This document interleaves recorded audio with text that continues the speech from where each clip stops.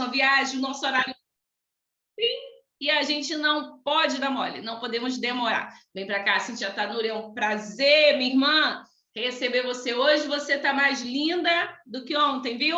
Vem para cá, fica aqui com a gente. Bom dia, que alegria estar aqui com vocês, com essa acolhida tão gostosa que só Mônica Souto sabe fazer, meu Deus. Obrigada, Mônica, obrigada, Lila Silva, pelo suporte aí, a melhor teacher desse mundo. Muito bom seguir viagem com vocês, hein? Então vamos lá para a gente não perder tempo. Muito obrigada por cada um que está aqui comigo nessa manhã, juntos nessa viagem eletrizante pela palavra do Senhor, e aqueles que virão assistir depois. Então, embarca aqui, vamos viajar, que tem muita coisa para a gente aprender. Vamos seguir viagem agora com o Isaac. Estamos viajando com o Isaac e sua família por Gênesis 25. Então, vem comigo aqui. Nós estamos no finalzinho de Gênesis 25. A gente viu na última quarta-feira, né? Pegamos essa introdução aí de como agora esse patriarca Isaac, né? Começou esse relacionamento com Deus. Agora não é só mais o Deus do seu pai Abraão, é o Deus de Isaac. E quem está narrando essa história? Nada mais, nada menos do que Moisés. E é assim que Deus se apresenta a Moisés. Quando ele vai se apresentar a Moisés, ele diz: eu sou o Deus de Abraão, eu sou o Deus de Isaac, o Deus de Jacó. E agora o Deus de Isaac começa a se relacionar com Deus. A gente viu tudo que aconteceu aí, né? Rebeca também não podia ter filho. Ele vai orar, passa-se 20 anos, esse homem é aperfeiçoado na fé. Durante essa espera, Rebeca ali então engravida, e que coisa, né? A bênção foi dupla, gêmeos nessa barriga, nesse ventre. O Senhor revela a Rebeca que ali dentro do ventre dela tinha 2 nações, 2 povos distintos. As mulheres aí, quando estão grávidas, né? Ai, o meu bebezinho, o meu fofinho vai nascer, você não sabe. De repente, um povo vai nascer de você, né? Cada criança que vem ao mundo traz uma nova geração, talvez um rei, talvez alguém que vai mudar a história das próximas gerações está sendo gerado agora em algum ventre. E foi assim com Rebeca. Né? Ela estava gerando ali aquele que daria, então, origem aos israelitas. Jacó vai dar origem a esse nome ao povo israelita. Olha que coisa tremenda. Mas a gente viu aqui que esses meninos nasceram, cresceram, a gente viu na última quarta características distintas, né? Filhos gêmeos. Os 2 habitaram no mesmo ventre. Dividindo ali, hein, Mônica, o espaço. Já começou ali, irmão já tem esse negócio, né, gente? Irmão já tem um problema de ter que dividir brinquedo, quarto, dividir o mesmo ventre. A gente viu como o nome que foi dado a cada um fala das características com que cada um nasceu. E a gente viu na última quarta que eles tinham características bem distintas. Mesmo sendo gêmeos, pai e mãe, o mesmo igual, mesma cultura, mesma casa, eram pessoas únicas, distintas. E a gente viu um pouquinho dessas características, né? De Esaú, aquele caçador habilidoso, aquele homem que saía aos campos, e Jacó, um homem mais caseiro, que pastoreava ovelhas, que desenvolveu mais relacionamento familiar. A gente viu também a treta que dá, como diz a Mônica, e a treta que dá esse negócio de pai e mãe ter preferência dentro de casa com um filho e com outro. Isso gera conflito, ciúmes, e os desdobramentos disso podem ser por uma vida toda. A gente conhece pessoas, não sei se vocês aí vão se lembrar agora quando eu disser aqui, pessoas que levam mágoas da infância para a vida adulta porque o pai ou a mãe elogiava muito um irmão porque era melhor na escola, tirava as melhores notas, hein? Era aquele filho prodígio, e o outro, ouvindo isso, tomou como uma verdade para si e viveu a vida toda com essas dificuldades e com essa mágoa. Então, a gente vê coisas assim que, geralmente, no final do ano, hein? nas festas de família, alguma coisa surge assim, alguém fala, mas quando eu era criança, lembra? E o meu irmão, isso e aquilo. Então, como é necessário os pais, né, terem essa consciência, vigiar isso, porque cada um é único.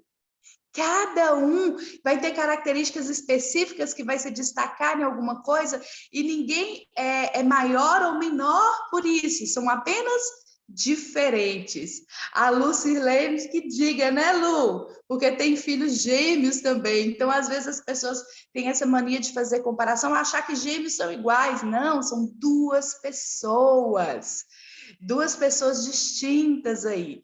E então aqui a gente viu como é que esse negócio começa aí dar ruim, porque os pais vão mostrar isso, né? Que tem preferência. Isaac vai mostrar a sua preferência por Esaú, eu acho por admirar, né? Porque ele era corajoso, ia atrás das caças, né? Não tinha medo de enfrentar ali as feras, matar e trazer aquela carne gostosa. Acho que Isaac era bom de garfo, hein, Mônica? Porque diz que ele gostava porque ele trazia carne boa para dentro de casa. E a Rebeca, por sua vez, vai então demonstrar, né, que preferia Jacó, e a gente imagina que certamente porque Jacó era aquele filho que passava mais tempo em casa, mais amoroso, tinha mais convivência familiar. Independente do que quer que seja, Moisés deixou isso aqui registrado para a gente, porque é esse o ponto. O que Moisés quer dizer para mim e para você? Ele quer dizer assim, ó, começa por aqui. Essa brecha foi aberta, entrou aqui, começa aqui a entrar inimizade entre esses dois irmãos. E os problemas que eles vão ter lá na frente são gerados aqui, ó, desde a infância, porque os pais demonstravam isso. Então, esses meninos vão começar a competir um com o outro. E a gente vai ver isso lá na frente, como é que vai ser esse desdobramento. Mas a gente viu na última quarta-feira, nós paramos aqui no versículo 33 e 34.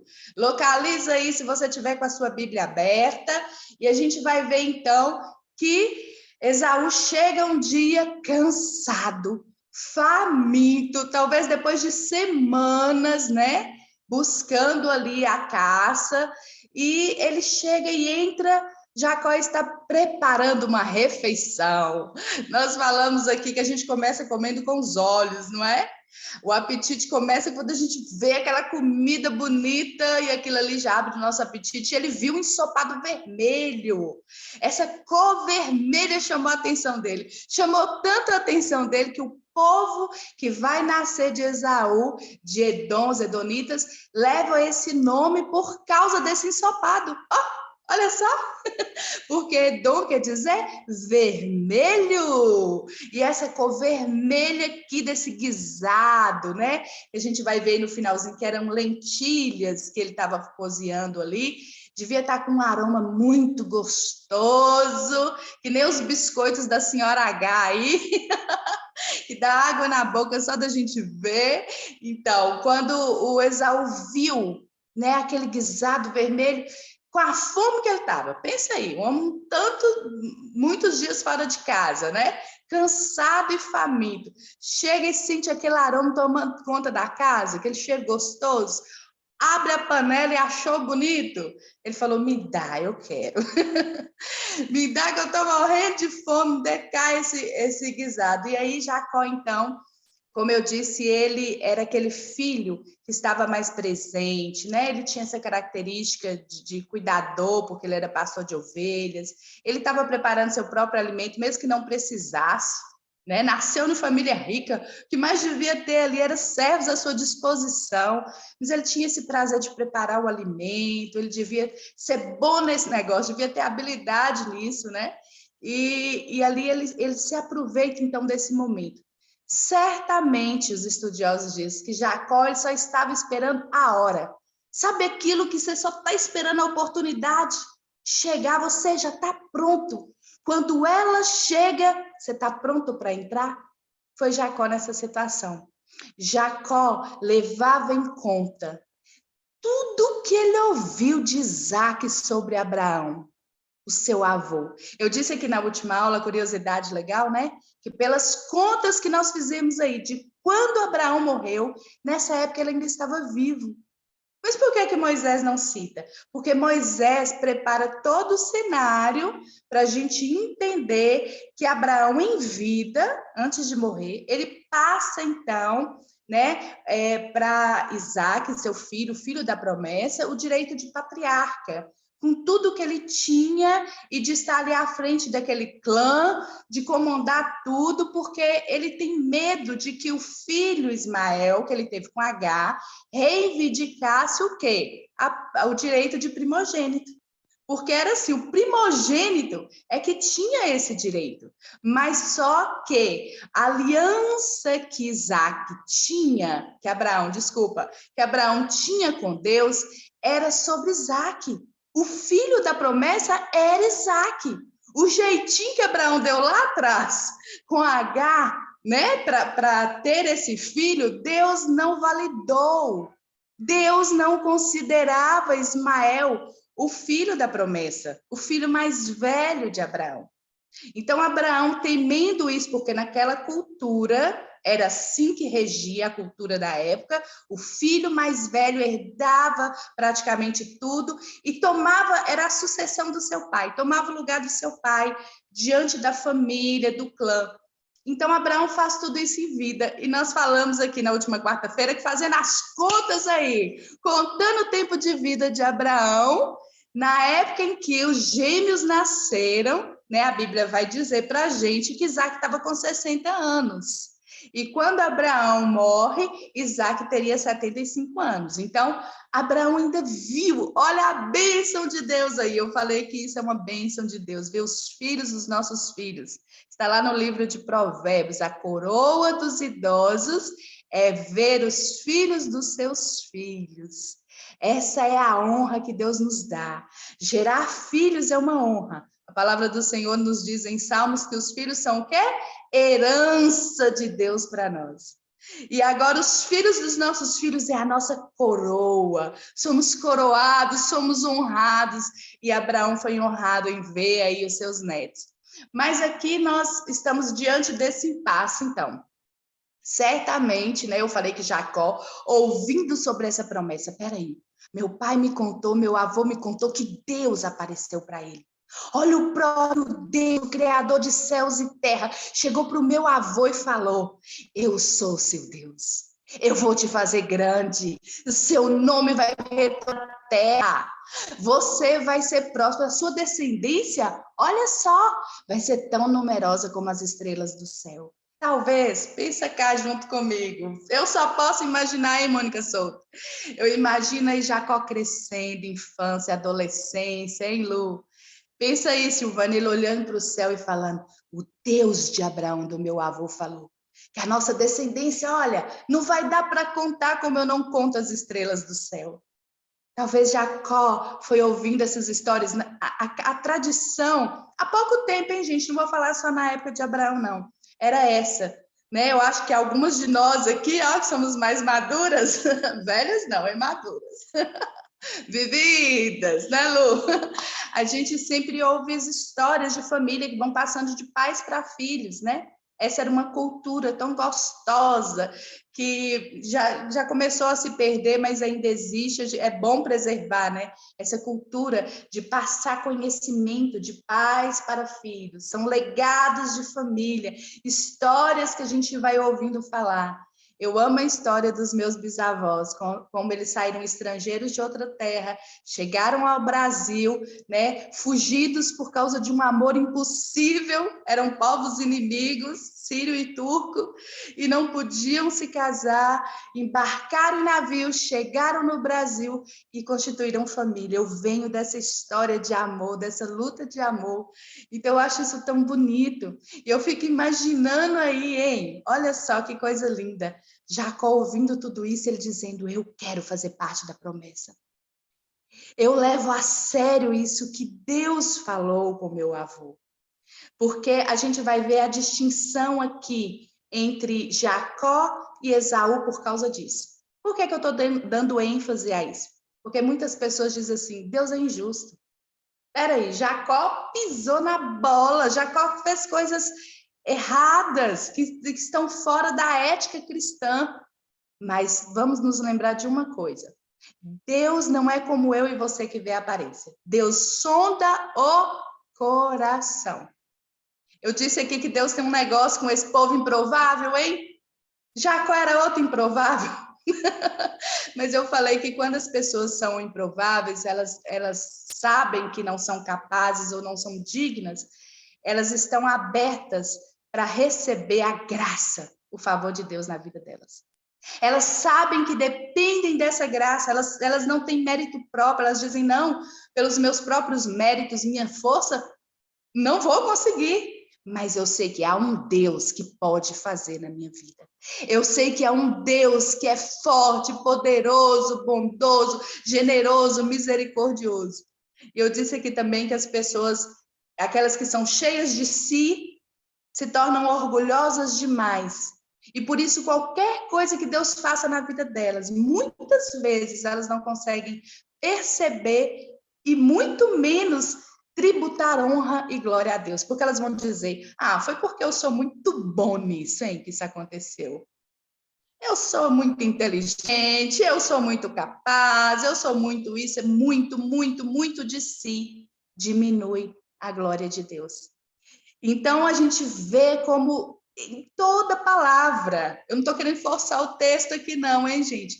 Mas se a gente for analisar em toda palavra, a gente vai ver Deus se manifestando com poder e graça muito mais na vida dessas pessoas, incapazes, excluídas, que não tinha nada a oferecer, do que naqueles que aparentemente tinham tudo para dar certo, vamos dizer assim, né?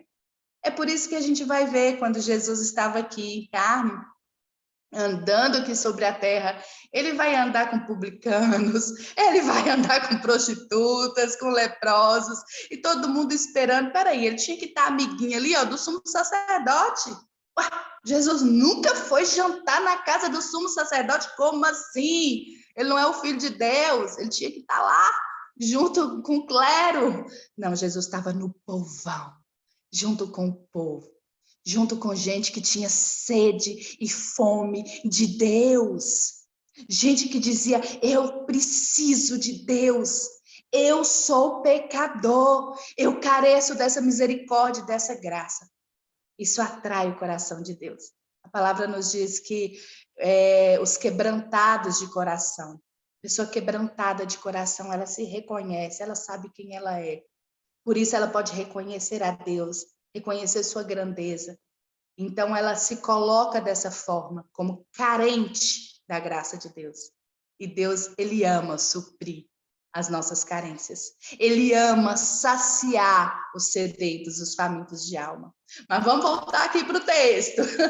Então aqui, quando Esaú chega, ele vê aquela comida gostosa e ele faz essa proposta. E eu disse que Jacó estava prontinho para essa oportunidade.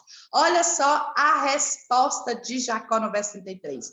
Ele disse, jure primeiro que você vai me vender o direito de filho mais velho.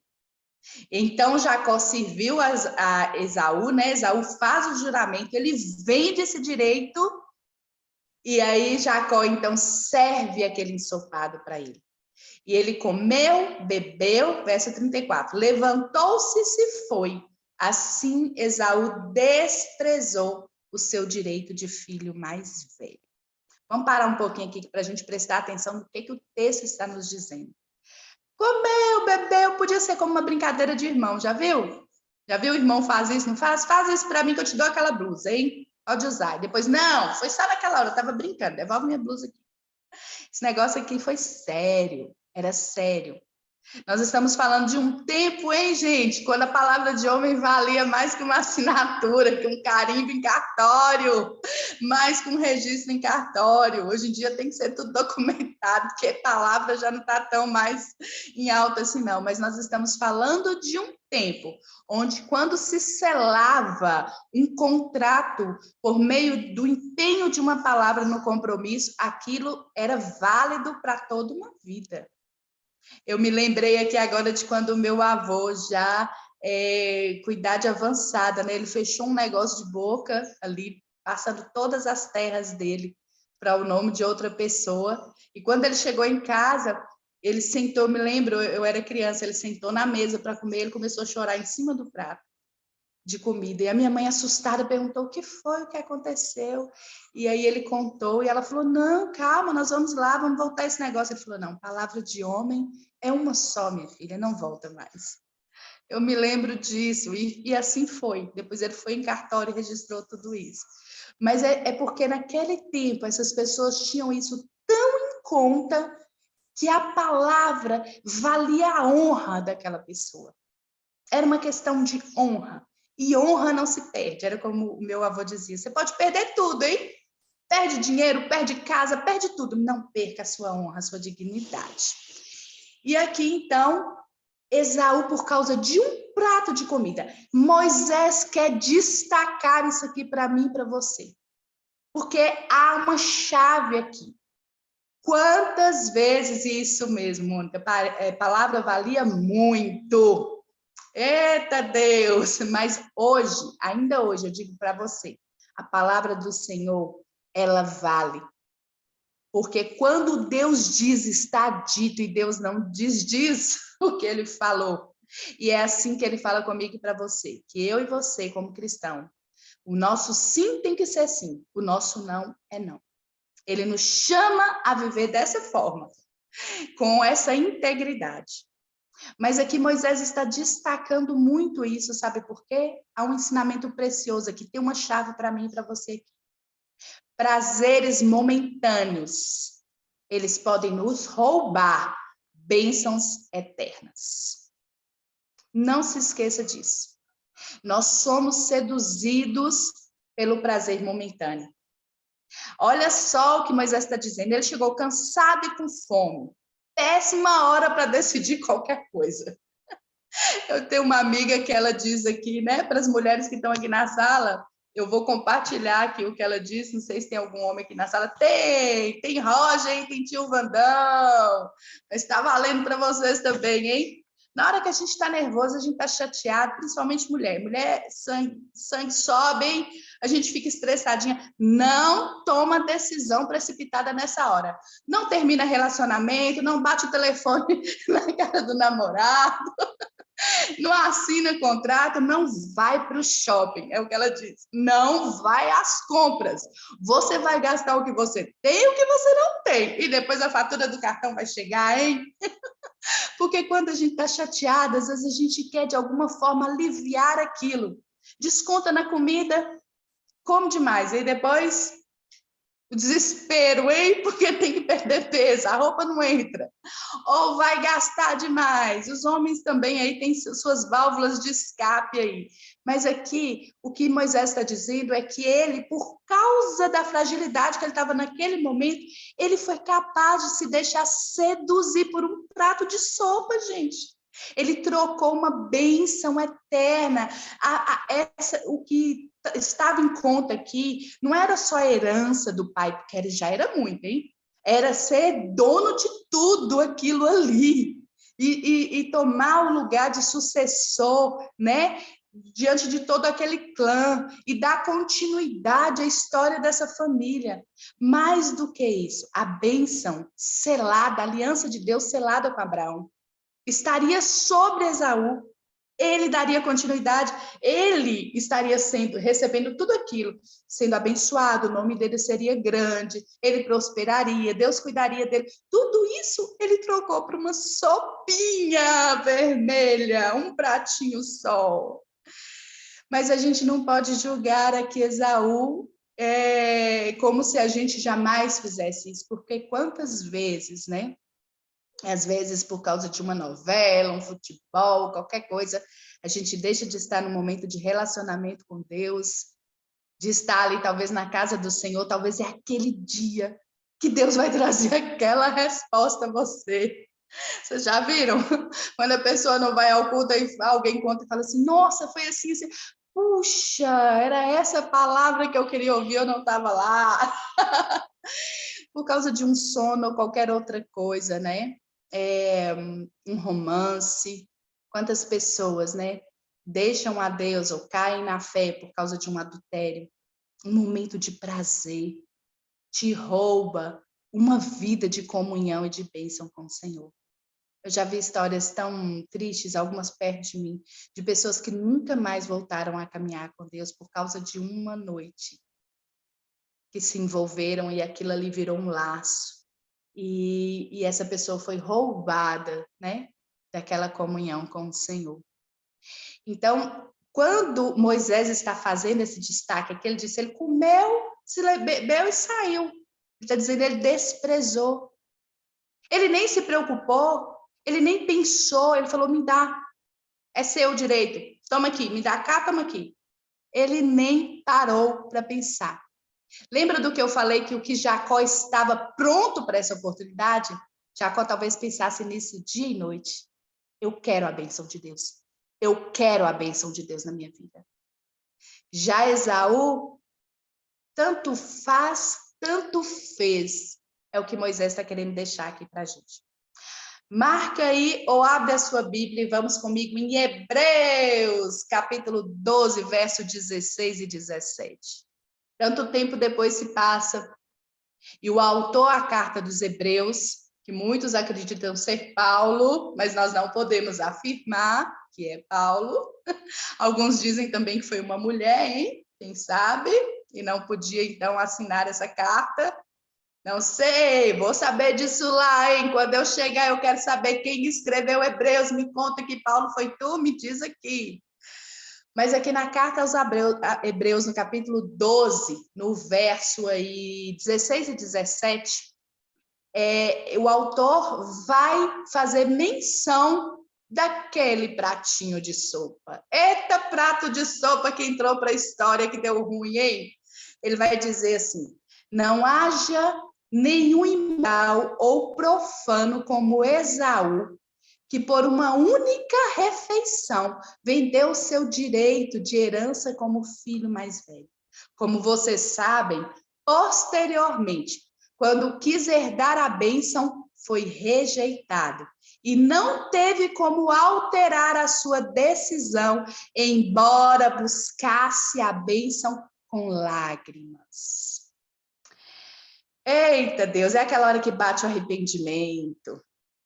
Na hora que, só lá na frente, passaram-se anos, hein? Depois desse acontecido aqui, até que Isaac vai liberar a bênção, esse direito vai ser entregue, e vai ser entregue a Jacó, e a gente vai ver como é que essa trama vai se dar aí, porque Isaac não considerou isso aqui que aconteceu, dessa troca pela sopa. Isaac queria, de qualquer forma, abençoar Esaú. Mas não é assim que a história vai acontecer. Eu não vou contar tudo aqui para a gente ver isso nos capítulos que vão vir aqui na frente. Mas aqui, em Hebreus, ele está sendo citado como um exemplo a não se seguir. Está dizendo, olha, vigia aí você, hein? Vê se você também não vai ser imoral e profano como foi o Esaú, hein? Que triste. Esaú entra na história como alguém que se destaca por aquilo que nós não devemos fazer. Não devemos ir, não devemos imitar, não copia não, hein? Ao contrário do apóstolo Paulo, que diz assim, ei, pode me imitar, tá? Porque eu imito Jesus. Eita, meu ousado, hein? Imagina só a gente poder dizer assim, ei, Silvânia, ó, pode me imitar porque eu imito Jesus. Imagina só que bênção, Silvânia virar para a vizinha dela e falar assim, vem comigo, hein? Segue aqui, estou seguindo Jesus. Pode vir, você não vai errar o caminho, não. Né, Lu? Essa é a bênção, é isso que Paulo está dizendo. Pode me imitar, eu estou imitando Jesus. Eu olho para ele, ele é o meu modelo. Meu modelo de prática e de fé é Jesus. Ele é o cara, eu sigo a ele. Pode vir, aqui é seguro. Mas aqui, nesse texto, está dizendo, não, Esaú não, gente. Não imita, não. Veja aí, cuidado para não ter ninguém aqui no meio do povo de Deus que seja profano como ele. Quando a gente vai ver a origem, a raiz da palavra profano, profano é tudo que vai contra o que é sagrado. É tudo que se ausenta disso. é tudo que não honra o que é sagrado. E ele usa a palavra imoral aqui, porque a gente vai ver que Esaú, ele despreza todos os princípios de Deus. Lá na frente a gente vai entender por quê, porque aos 40 anos, Esaú já mostra que ele não levava em conta as alianças que eram determinadas para o povo de Deus. Então, a índole de Esaú, ela está só começando a se revelar aqui. Desculpa, vocês já viram, já perceberam? Quando alguém, a gente é nas mínimas coisas, gente, que a gente percebe a índole de alguém. Às vezes a pessoa tá ali arrumadinho, bonitinho, quando ele abre a boca, ele começa a falar, você fala, peraí, mas essa pessoa é algo tão importante para a vida, para a dignidade humana, essa pessoa desconsidera, aí você já começa a colocar, né, aquela pessoa em xeque. Peraí, se por exemplo, né? Vamos falar algo aqui que hoje em dia está valendo ouro, hein? Honestidade. Se aquela pessoa acha que é normal trapacear, dar um jeitinho aqui, negociar, hein? Debaixo dos panos, né? Caixinha 2, aí você já vê, peraí, o princípio da honestidade não rege a vida dessa pessoa. Não é uma pessoa de confiança. Eu vou soltar, hein, a gerência do meu negócio na mão de alguém? Hein, Mônica? Pensa aí, na mão de alguém que não se porta dignamente dessa forma, verdadeiro jeitinho, né, brasileiro. A gente tem que estipar isso. Nós somos brasileiros, povo de Deus, nós vamos dizer não, aqui não, hein? Esse povo é povo de Deus, é povo abençoado. Fora com esse jeitinho, essa tradição aí, né, que colocaram aí sobre a gente. Mas aqui a gente vai ver que a índole de Esaú, ela é assim. Por isso que lá na frente ele vai trazer amargura para Isaac e para Rebeca, por causa das decisões dele. É isso que nós vamos ler no texto lá à frente. Né? Quando ele faz aliança com outros povos pagãos, quando ele traz para dentro do arraial do povo de Deus, cultura de crença de outros deuses, ele vai trazer tristeza aos seus pais, né? E a todo o clã.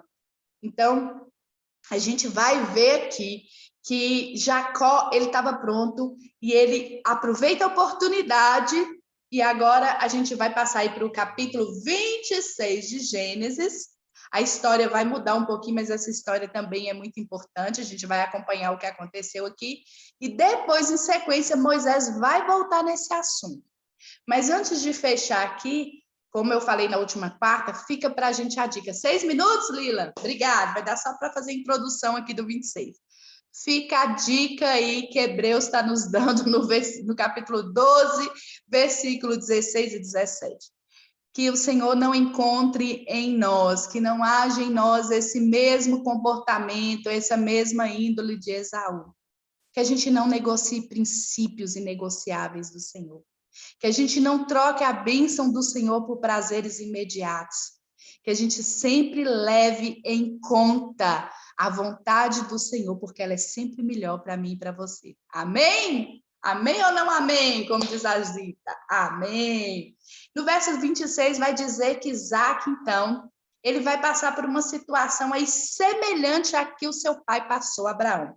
Começou uma fome na terra. Lembra quando Abraão passou por isso e ele fugiu para o Egito? Deu ruim porque ele saiu da direção de Deus e foi para o Egito? Aqui, de novo, vai ter uma fome sobre a terra. Quando a palavra de Deus está dizendo isso, a tradução no hebraico, não é só um tempo difícil, que ficou alguns meses sem chover, não. É fome, fome mesmo. É gente morrendo de fome, é gente perdendo tudo. Então, Isaac começa a se preocupar e ele vai subir para a terra de Gerar e ele vai buscar Abimeleque, que era o rei dos filisteus. Esse Abimeleque aqui, gente, não é o mesmo da época de Abraão, não. Vou explicar por quê. O que é que os estudiosos dizem? Essa palavra Abimeleque, que é um nome, ele também se torna um título. Aí o filho, o neto, o bisneto, todo mundo vai levar esse nome, como se fosse um sobrenome que a gente carrega, ok? Então já não é mais aquele que Abraão conheceu que se tornou amigo de Abraão, é outro, tá bom? E é nesse momento que o Senhor aparece primeira vez a Isaac. Uau! O Deus que apareceu a Abraão, que conversou com Abraão, que se manifestou a Abraão, agora ele se manifesta a Isaac. O texto não vai dizer se foi uma teofania, se ele veio em forma de homem, se foi só a voz que ele ouviu, não vai dizer, eu queria saber, mas o texto não me diz. Certo é que Deus aparece a Isaac. Na tradução em hebraico, quando diz isso, quer dizer assim, ó, ele não tem a menor chance dele ter imaginado, pensado, não, aconteceu. É isso aí, já estava velho, hein, Lila? Lila está dizendo aqui, caramba, ele já estava velho. Deus aparece a Isaac. Quantos minutos aí, Lila? Me fala aqui, que eu queria fechar essa parte. Vamos ver se vai dar tempo. Mas aqui vai dizer que Deus já chega dizendo para ele, não desça ao Egito. Versículo 2 aí em Gênesis 26. 3 minutos, eita, vamos correr aqui. E o Senhor já diz logo para ele, não desça ao Egito. Procure estabelecer-se na terra que eu lhe indicar. Eita glória! Ele estava indo para dar um passo errado, gente. Ele estava indo seguir, claro, né? A questão de sobrevivência. Egito era a terra mais fértil, era onde tinha mais abundância de comida. A lógica. Isso só, Deus sempre, ele trabalha fora da lógica humana, hein, gente? Eu gosto disso. A lógica humana é óbvio que Egito era o lugar para ele descer com a família dele. É onde tinha provisão, a gente vai para onde tem comida, no tempo de fome. E o Senhor diz, não, você não vai para o Egito.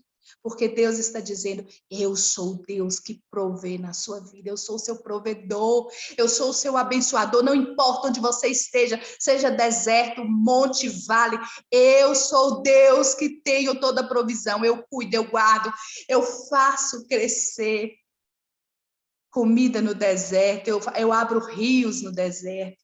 Essa é a palavra do Senhor para mim e para você. Eu vou encerrar por aqui, o tempo não vai dar, a gente vai ver que Deus vai falar e vai aparecer outra vez Isaac. A gente vai ver o que vai acontecer aqui com Isaac e Deus vai novamente reforçar toda a promessa que ele fez a Abraão. Ele vai dizer, agora é com você, Isaac. A bola está com você. Eu sou com você. Eu te abençoarei. Vamos seguir juntos. E a gente vai ver como vai ser o desfecho dessa história. Mas fica para mim e para você hoje, não importa onde nós estivermos. Se o Senhor for conosco, ali é o lugar da bênção. Amém? Muito obrigada pela sua companhia. Obrigada, Roja, por estar aqui comigo. Amo a vida de vocês. Até a próxima quarta, hein, gente? Vamos seguir viagem junto, que essa viagem é eletrizante. Até a próxima quarta.